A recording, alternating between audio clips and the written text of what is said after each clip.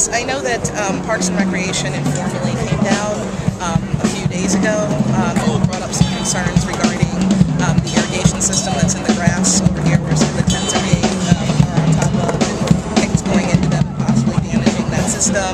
Concerns about sharing the space with those who also already have permits, and they can't, of course, guarantee that those people who have those permits aren't going to demand more of the space than what we may otherwise be willing to normally compromise.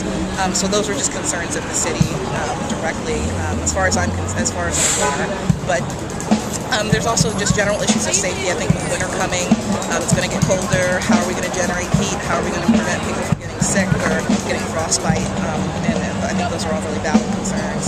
I think the general public, a lot of people might have a certain perception of the average protester who's down here. Tell us your situation, how you made the difference. Well, I work full-time as a software developer. I have a master's degree. There's most other people that are here do in fact work.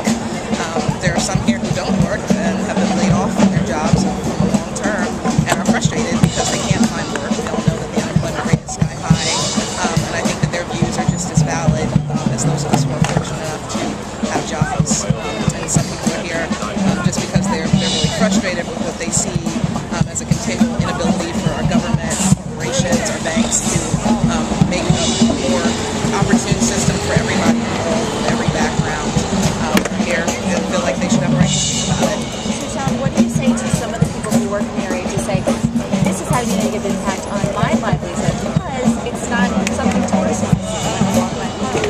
I would say come down and talk to us and see what we're really here talking about. Some of us are here because we are talking about local Baltimore issues. I would argue that I've lived in Baltimore for 10 years, and I would argue that the 40,000 row homes that are boarded up in this city are far more of a danger and eyesore than those of us down here that are trying to talk to each other to make a difference in our community. So I would argue that the 1 in 4 poverty rate in the city, the fact that unionized janitors full-time are making something like $22,000 a year with minimal benefits, if any, some without health care, is a far bigger concern than the eyesore that you would perceive as our campsite here. So I would definitely say that it's a very small part of the picture, and I think there's a lot of local issues that everybody could sort of harmonize on. I think everybody wants a cleaner city. I think everybody wants better educational opportunities, and come talk to us about those things. If you have ideas for how we can clean up the camp, we welcome those too. It's an open democracy. All right, thank you for talking to us. I think you'd make a great spokesperson.